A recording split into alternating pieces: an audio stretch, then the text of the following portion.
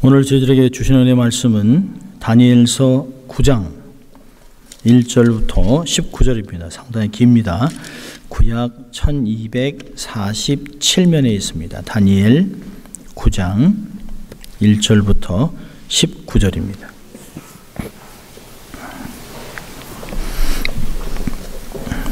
하나님 말씀을 봉독해 드립니다. 메대 족속 아하수에로의 아들 다리오가 갈대아 나라 왕으로 세움을 입던 원년 곧 그 통치 원년에 나 다니엘이 서책으로 말미암아 여호와의 말씀이 선지자 예레미야에게 임하여 고하신 그 연수를 깨달았나니 곧 예루살렘의 황무함이 70년 만에 마치리라 하신 것이니라.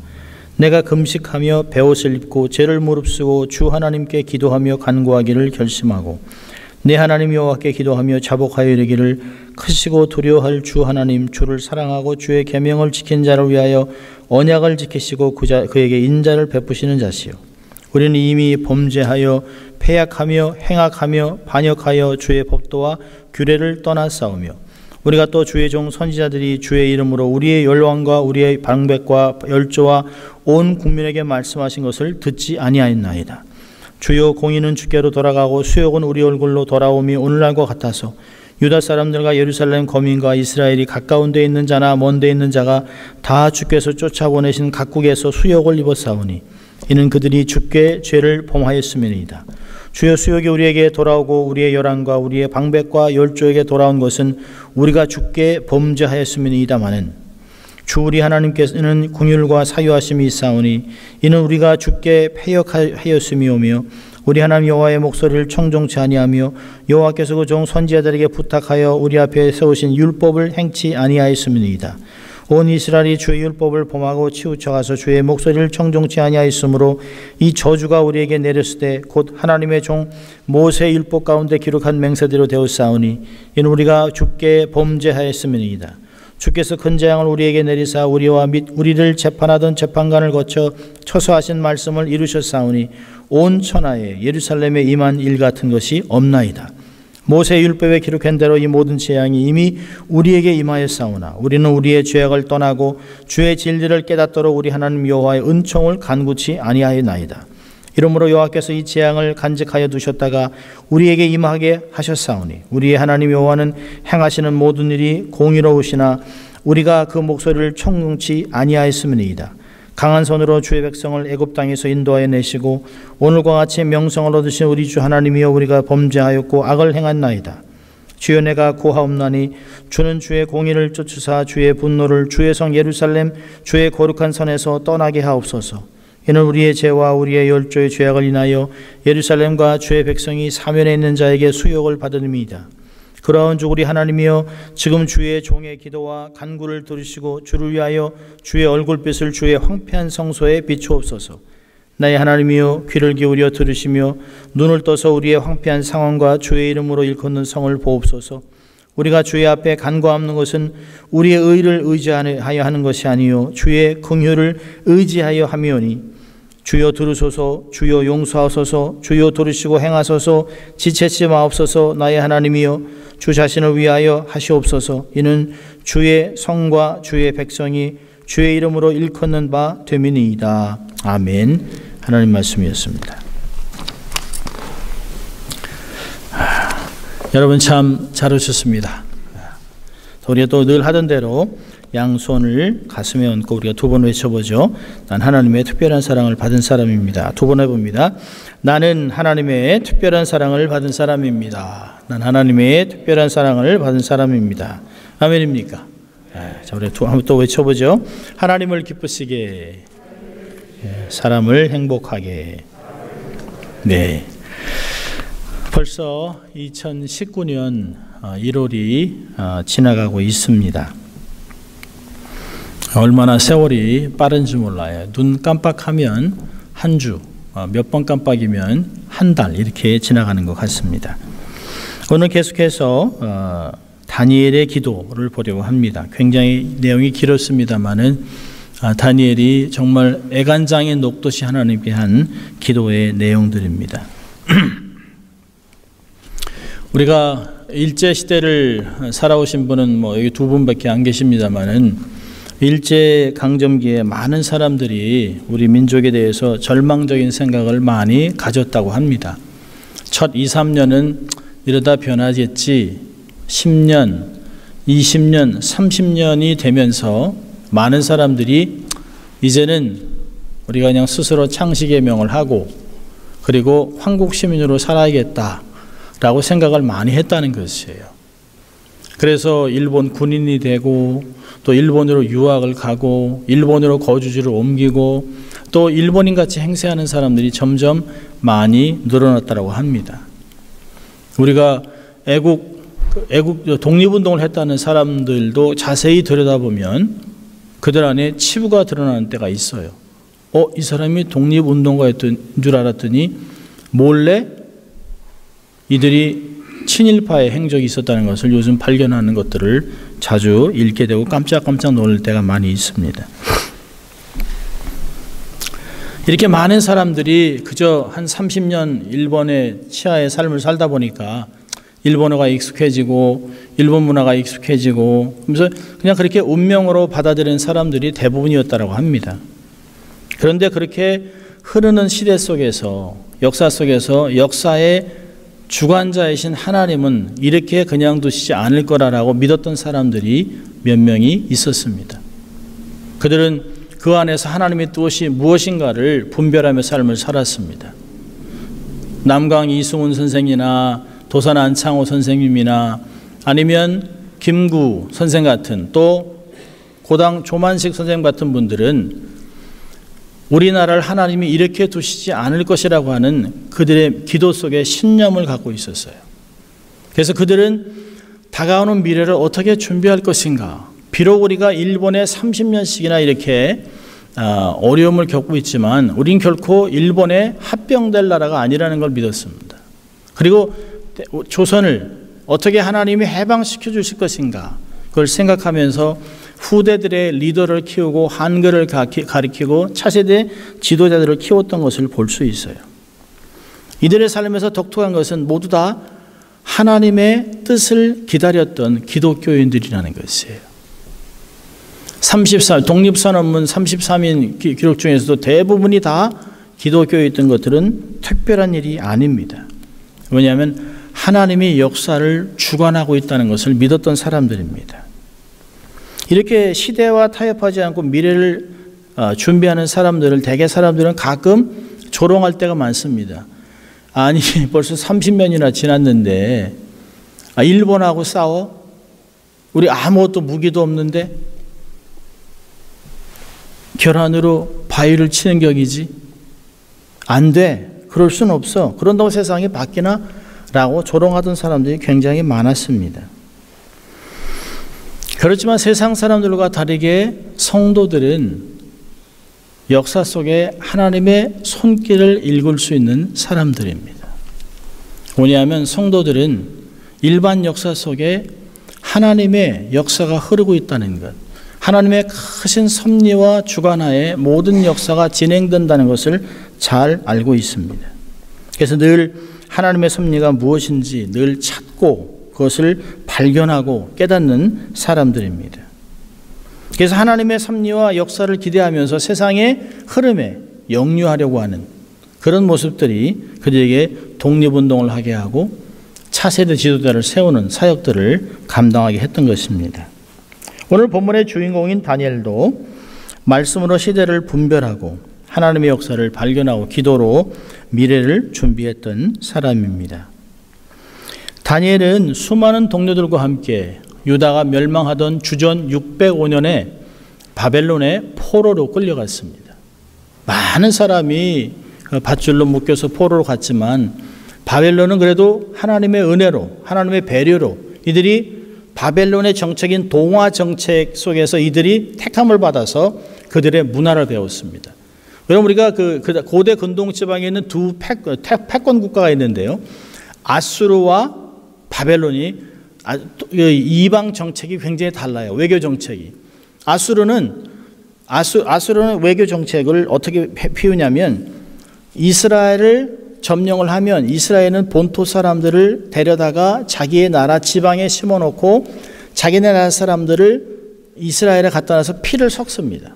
강제 결혼을 시켜요. 그래서 혼혈이를 만들어서 그 나라의 정체성을 완전히 파괴시킵니다. 그래서 지금도 예수님 당시에 사마리아인들, 특별히 아수르인들과 피가 섞여서 혼혈인들을 인간 취급하지 않았던 이유가 사실 예수님 당시에도 많이 있습니다. 그런데 바벨론은 그렇지 않습니다.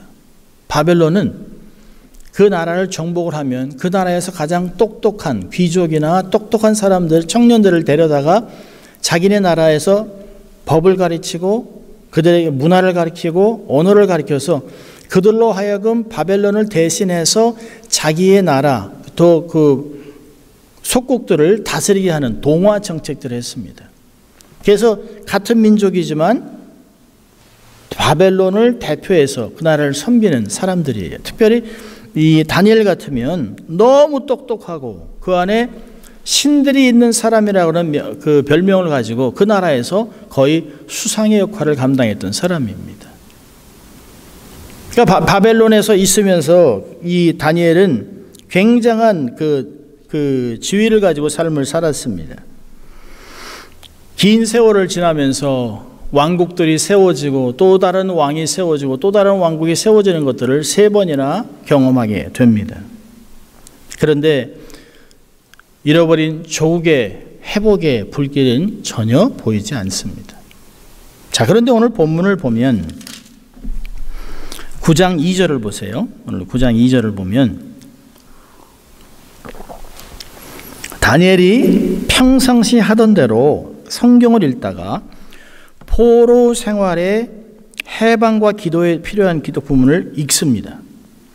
예레미야에게 임하여 고하신 그 연수를 깨달았나니 곧 예루살렘의 황무함이 70년 만에 마치리라 하신 것이라. 여러분, 평상시에 성경을 우리가 읽지만 어느 한순간에 하나님 우리의 영안을 열어서 갑자기 큰 뜻을 깨닫게 할 때가 있습니다. 바벨론에서 거의 67년의 삶을 살아가면서 그냥 나라가 끝나리라고 생각했습니다. 유대 나라가 회복될 것이라고 하는 꿈도 못 꾸고 있었던 상태에서 평상시 하던 대로 늘 묵상하고 성경을 보던 사람이에요. 평상시처럼 성경을 읽었는데 그날따라 예레미야 25장부터 29장을 읽게 됩니다. 근데 예레미야 25장 10절을 보면 이들의 잘못으로 인해서 하나님이 바벨론의 70년의 세월로 이들을 포로 삼겠다는 말이 나옵니다. 그리고 동시에 심판이 끝난다는 말을 우리가 잘 아는 예레미야 29장 10절부터 14절까지 얘기를 합니다. 성경이 이렇게 기록합니다. 예레미야 29장 10절부터 14절까지 나 여호와가 이같이 말하노라. 바벨론에서 70년이 차면 내가 너희를 권고하고 나의 선한 말을 너에게 실행하여 너희를 이곳으로 돌아오게 하리라. 나 여호와가 말하노라. 너희를 향한 나의 생각은 내가 하나니 재앙이 아니라 곧 평안이요 너희 장래에 소망을 주려 하는 생각이니 너희는 내게 부르짖으며 와서 내게 기도하면 내가 너희를 들을 것이요 너희가 전심으로 나를 찾고 찾으면 나를 만나리라. 14절입니다. 나 여호와가 말하노라. 내가 너에게 만나지겠고 너희를 포로된 중에서 다시 돌아오게 하되 내가 쫓아보내었던 열방과 모든 곳에서 모아 사로잡혀 떠나게 하던 본 곳으로 돌아오게 하리라. 여호와의 말이라 하셨느니라. 여러분, 이 유대인들은 보통 3년에 한 번씩 성경 토라를 전체 읽습니다. 그럼 이 사람이 거의 80세가 될 때까지 구약을 얼마나 많이 읽었겠습니까? 근데 이날 갑자기 눈이 번쩍 뜨이는 것이에요. 연수를 계산해 보니까 이제 이스라엘 회복이 불과 3년밖에 남지 않았습니다. 가슴이 벅차오르는 감동을 주체할 수가 없는 것이에요. 이렇게 이스라엘이 끝나는 줄 알았는데요, 복역의 때가 끝나오는 시간이 가깝다는 것이에요. 이제 3년밖에 남지 않았습니다.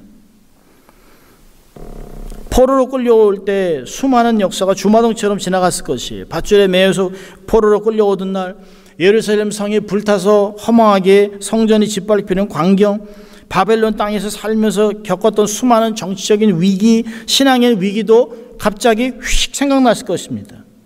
만약에 그가 20살에 포로로 잡혀왔다면 그는 이미 87세입니다. 87세의 고령의 나이에 마음에 마르지 않는 꿈이 하나가 뭘까요? 이스라엘 회복입니다. 하나님, 나는 바벨론에서 수상이라고 하는 엄청난 지휘하고 삶을 살지만 이 힘으로도 내 조국을 어떻게 할 수가 없습니다. 하나님 도와주십시오. 언제까지 우리는 이렇게 살아야 합니까? 언제까지라고 하는 것을 기도하고 있었을 것이에요. 그런데 67년의 세월을 고대하던 현실이 다가온 것입니다. 3절 보니까 자기가 고대하던 현실이 다가오니까 놀라움을 깨달음 얻은 다니엘이 내가 금식하고 베옷을 입고 제를 무릅쓰고 주 하나님께 기도하며 간구하기를 결심했다고 얘기합니다. 여러분, 기도가 역사의 개벽을 위한 최선의 준비임을 알고 있습니다. 교회 역사를 볼 때 하나님의 통치를 진정으로 갈망했던 사람들의 특징은 바로 기도였습니다. 하나님의 통치를 진정으로 갈망하는 자라면, 하나님을 정말 사랑하는 사람이라면 기도하지 않을 수가 없습니다. 말씀을 읽다가 영안이 열렸어요. 말씀을 읽다가 하나님의 역사 속으로 자기가 진입을 했습니다. 일반 세월이 지나가고 있는 이 역사를 보면서 사람의 세상의 역사 속에 위에 하나님의 크신 그림이 있다는 것을 스스로 발견하고 깜짝 놀랍니다. 그리고 그 역사의 진행을 깨달으면서 기도로 미래를 준비하고 있습니다. 우리도 세상이 그냥 흐르는 가운데 넋을 놓고 있는 것이 아니라 이렇게 세상이 보이지 않는 캄캄한 세상 같지만 이 역사 속에서도 역사하신 하나님의 섭리를 깨닫고 더 열심히 기도하는 우리가 되어야 할 것입니다. 여러분, 다니엘의 기도를 4절부터 쭉 보면 특별히 4절, 5절에 쭉 기도하면서 특별히 4절에 하나님을 찬양하는데요. 다니엘은 자기가 아는 하나님의 성품을 고백하면서 그 성품에 호소하고 있어요. 크고 두려워하실 하나님, 언약을 지켜주신 하나님, 공의로우신 하나님, 심판하시는 하나님, 구절의 사랑과 용서의 하나님, 하나님에 대해서 자기가 경험했던 아는 하나님에 대해서 고백하고 있습니다. 하나님을 아는 지식이 없는 신자는 무력하고 형식적인 신앙생활에 머무를 수밖에 없습니다. 그래서 호세아 선지자는 호세아서 4장 6절에 이렇게 얘기합니다. 내 백성이 지식이 없으므로 망하는도다. 내가 지식을 버렸으니 나도 너를 버려 내 제사장이 되지 못하게 할 것이요 내가 내 하나님의 율법을 잊었으니 나도 내 자녀들을 잊어버리리라. 하나님을 바로 알아야 바로 찬양할 수 있습니다. 하나님을 바로 알아야 예배도 드릴 수 있습니다. 하나님을 바로 알아야 섬길 수도 있습니다. 신앙의 깊이가 있는 사람들, 헌신한 사람들의 특징은 하나님을 바로 알았다는 것이에요. 하나님을 대충 알면 우리의 신앙은 대충 하게 되어 있습니다. 신앙생활이 아니에요. 그냥 그저 교회만 왔다 하는 교회 생활만 하게 됩니다. 다니엘의 기도 속에 특별히 하나님이 어떠한 하나님인지, 크시고 두려워할 하나님, 주를 사랑하고 주의 계명을 지키는 자를 위해 언약을 지키시고 인자를 베푸신 하나님이라는 하나님, 자기가 경험한 역사적인 하나님을 고백하고 있습니다.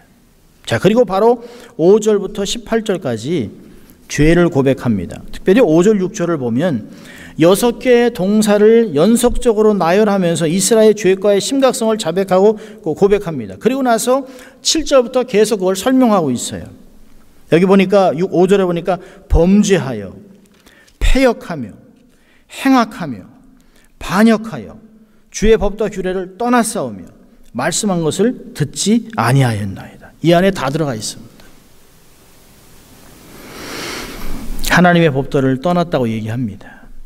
여러분, 이스라엘 백성이 열방의 다른 나라 사람들과 다른 점은 뭘까요? 말씀이 있다는 것이에요.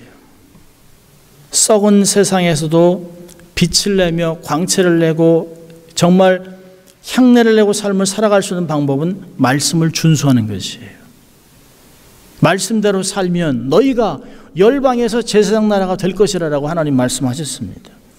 세상에서 정말 불꽃같이 살아가도록 비전을 주셨는데 이 말씀을 버렸습니다. 하나님 말씀을 거부했어요. 이 말씀을 주신 하나님을 거부한 것입니다. 모욕한 것이에요. 또 6절에는 선지자의 음성을 듣지 않았다라고 얘기합니다. 하나님이 자기의 말씀을 반역하는 백성들에게 계속해서 권고합니다. 선지자를 통해서 당근과 채찍을 들고 너희들이 이렇게 살면 망한다. 그러나 돌아오면 하나님이 너희를 회복할 것이다. 라고 당근과 채찍으로 계속 그들에게 권고했습니다. 그런데 선지자의 음성에 귀를 기울이지 않고 그들을 오히려 핍박하고 죽이는 일들을 감당했습니다. 이스라엘 죄과가 특정 집단에게만 국한된 것이 아니에요. 총체적이라는 이게 있어요. 보니까 8절 보니까 우리의 수치함이, 우리의 쉐임이 우리에게 돌아오고 우리의 열왕과 우리의 방백과 열조와 모든 사람, 총체적인 심각성을 얘기합니다. 우리라는 표현을 통해서 다니엘 자신도 죄를 범한 이스라엘이라고 얘기하고 있어요. 13절에는 하나님의 은총을 구하지 않았다라고 얘기합니다. 하나님의 말씀을 깨닫기 위해서 은혜를 구하지 않고 목이 곧은 상태로 삶을 살았다는 것이에요. 민족을 향한 하나님의 뜻과 계획을 깨닫기 위해서 은혜를 구하지 않았습니다. 70년 동안 짓밟히고 67년 동안 짓밟히고 있는데도 어느 하나 하나님 앞에 기도하거나 회개하거나 매달린 사람이 없다는 것이에요. 이사야에서는 얘기합니다. 너희가 온몸이 피투성이건데 얼마나 더 맞아야, 얼마나 더 많은 징계를 당해야 알겠냐 얘기합니다.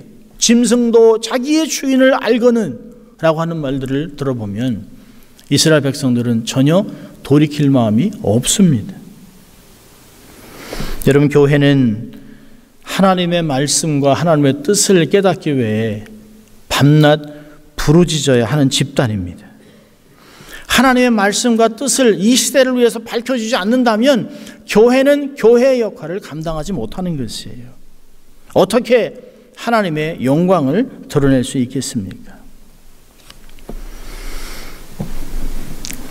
하나님의 성호를 고백하고 자기의 죄를 고백한 후에 세 번째로 다니엘은 부흥을 구하고 있습니다. 17절부터 19절까지 아주 간단하게 두 가지 얘기예요. 하나님, 분노를 중단해 주십시오. 성소와 예루살렘을 회복해 주세요. 일반적으로 사람들은 죄의 고백은 얼렁뚱땅 그냥 구렁이 담 넘어대서 그냥 쓱 입 닫고 지나갑니다. 그런데 자기가 원하는 것은 엿가락이 늘어지도록 줄줄이 하나님께 고백하는 것들을 자주 보게 됩니다. 근데 다니엘의 기도는 죄를 고백하는 내용은 무척 깁니다. 무척 구체적이에요. 그런데 간구하는 내용은 딱 두 가지입니다. 하나님, 이제 그만, 그리고 회복시켜 주세요. 한마디로 다니엘은 하나님의 얼굴을 우리를 향해 들어주세요라고 기도하는 것이에요. 우리는 언제 회개의 눈물의 기도를 드려본 적이 있습니까? 나의 죄뿐만 아니라 우리 교회 민족을 위해서 기도한 적이 언제 있었는가? 하나님은 나는 얼마나 알고 있는가를 다시 한번 스스로 돌이켜볼 필요가 있습니다. 자, 오늘 그 본문의 다니엘의 기도를 통해서 두 가지만 적용해 보려고 하는데요. 첫째로는 말씀을 갖고 기도하라는 것이에요. 말씀을 갖고 기도하라. 말씀을 깨닫는 만큼 기도가 깊어질 수 있습니다. 무작정 오래 하고 소리 지른다고 좋은 것이 아닙니다. 많이 하는 것이 중요한 것이 아니에요. 바른 기도를 하는 것이 중요한 것입니다. 그래서 잠언서에서는 얘기합니다. 율법에 귀를 기울이지 않고 하는 기도는 가증한 것이라. 기도는 바른 방향으로 하나님의 뜻을 구하며 하는 것이 기도인 것이에요. 말씀을 지속적으로 읽다가 거룩한 감동을 받을 수 있기를 바랍니다. 그걸 통해 우리의 영안이 열려야 합니다. 말씀을 읽다가 하나님의 뜻을 발견할 수 있어야 합니다. 말씀을 읽다가 세상을 보고 이 시대의 흐름을 분별할 수 있어야 합니다. 다 망한다고 하는데 아닌 것이에요. 다 잘 된다고 하지만 하나님의 손이 그들을 누르고 있는 것을 발견할 줄 알아야 하는 것입니다. 동성애가 판을 치는 것 같지만 결국엔 그들을 통해 하나님이 어떻게 나라를 진노하실 것인가를 볼 수 있어야 하는 것이에요. 시대를 분별해야 합니다. 그리고 그 사이에서 우리를 향한 부르심은 뭔가를 깨달아야 합니다. 그렇게 되면 기도가 구체적으로 바뀔 수 있습니다. 말씀은 기도로 힘을 발휘하게 합니다. 기도는 말씀으로 바른 방향성을 얻게 합니다. 말씀을 소유하고 순종하고 말씀을 갖고 하나님께 나갈 때 놀라운 역사가 나타나는 것이에요. 여러분, 500문도가 주님이 이렇게 부활 승천하는 것을 다 봤어요. 얘기하셨어요.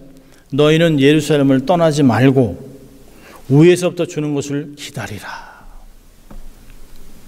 근데 500문도 중에 380명은 다 떠나고 120명만 말씀을 순종하면서 전혀 기도에 힘쓰다가 성령의 불을 받는 역사가 나타납니다. 오순절 마가야 다락방 성령의 불 사건이 120명 문도의 사람 각 사람의 머리 위에 불의 혀같이 임했습니다. 여러분, 모두가 다 소리 지르고 기도한다고 되는 것이 아니에요. 내가 얼마나 말씀을 순종하고 그 말씀 속에 내 인격을 내려놓고 하나님의 때를 기다리느냐, 그것이 중요한 것이에요. 말씀을 갖고 기도해야 합니다. 말씀의 깊이만큼 기도가 깊어질 수 있어요. 두 번째로는 회개의 기도를 해야 합니다. 회개하지 않고는 하나님과의 화해와 정상적인 관계를 이룰 수가 없어요. 여러분, 다니엘은 해방의 약속을 말씀으로 받은 후에 곧바로 민족을 대신해서 회개 기도를 하고 있습니다. 공동체를 위한 회개 기도를 하고 있어요. 여러분, 회개는 뭘까요? 회개는 나의 내면을 정결케 하는 것이에요. 회개는 하나님과 나 사이에 있었던 담을 허무는 것이에요. 회개는 하나님과 나 사이에 있었던 잘못된 것들을 없애는 것이에요. 그래서 회개는 아픕니다. 회개는 몸이 찢어지는 것 같이, 가슴이 찢어지는 것 같이 수치와 모멸감을 경험하기도 하지만 굉장히 아픈 것이에요. 마치 우리가 1년에 한 번씩 치과에 가면 치석을 제거해서 스케일링 하잖아요. 우리의 몸에 붙어있던 것이에요. 근데 그걸 떼내는데 피도 나고 아프고 시리고 합니다. 근데 그것을 떼내야 이빨이 깨끗해지는 것이에요. 내 삶에 나도 모르게 내 생활 습관으로 내 삶의 한 부분이 되었던 것을 떼어나는 것, 그것이 바로 회개라고 하는 것입니다.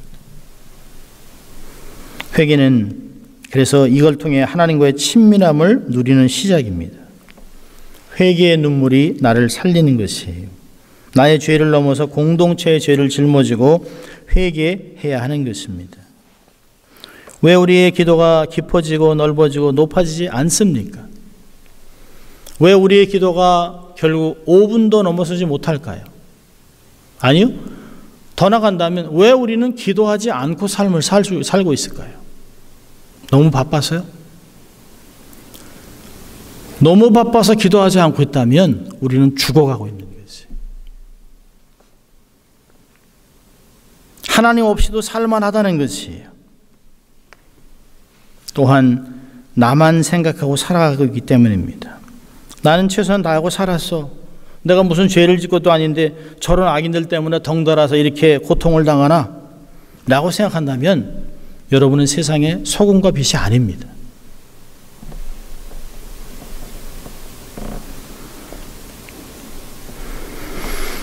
세상에서 거룩한 목적을 위해 불러낸 그리스도인 교회가 되기를 거부하고 살아가는 것이에요.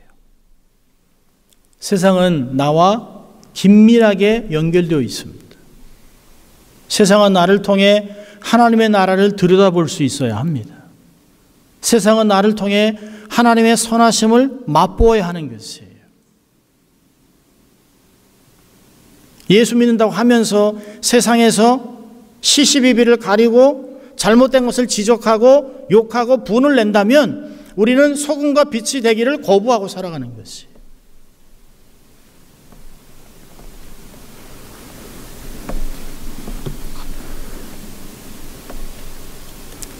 우리는 짓밟으면 짓밟혀야 합니다. 지고 살아야 합니다.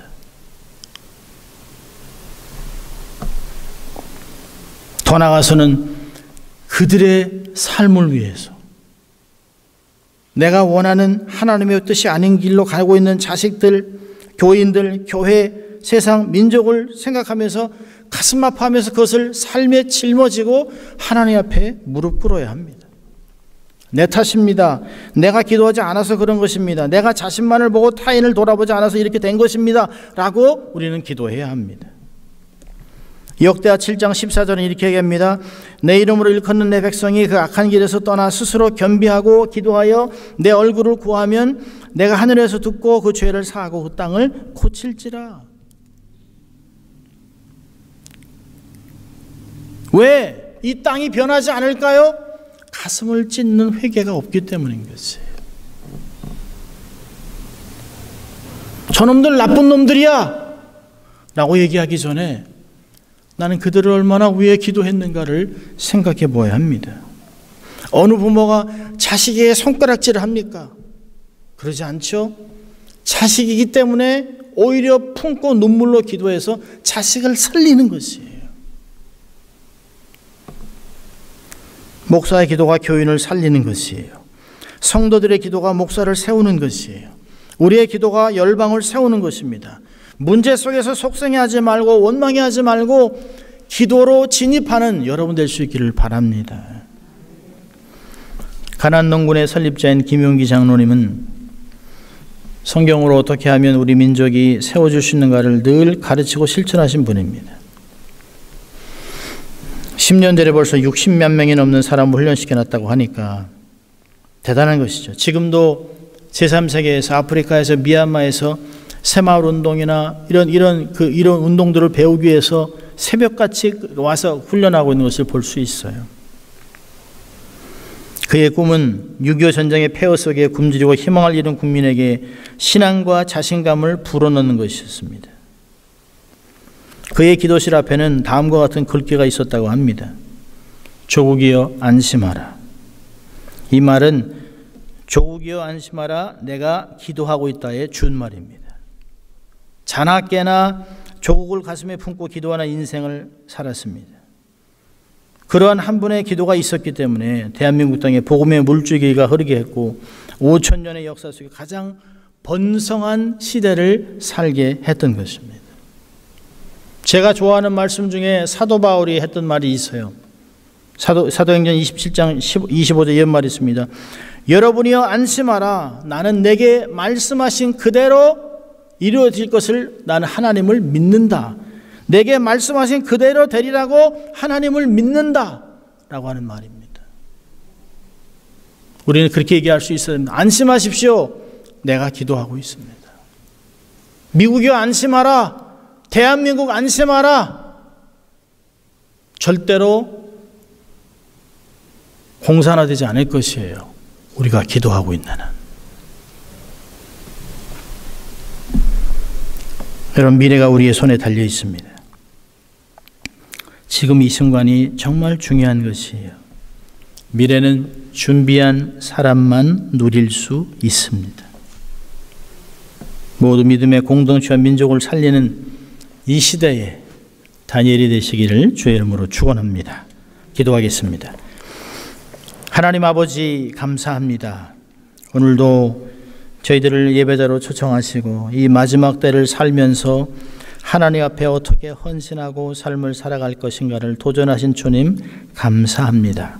하나님 무엇보다 말씀을 통해 하나님의 뜻을 깨닫고 그 뜻을 이루기 위하여 회중을 위하여 나라를 위하여 민족을 위하여 열방을 위하여 기도하는 저희들 될 수 있도록 도와주시고 결국에는 하나님께 기억되는 인생 될 수 있도록 주님 축복해 주시옵소서. 감사하고 예수님 이름으로 기도합니다. 아멘.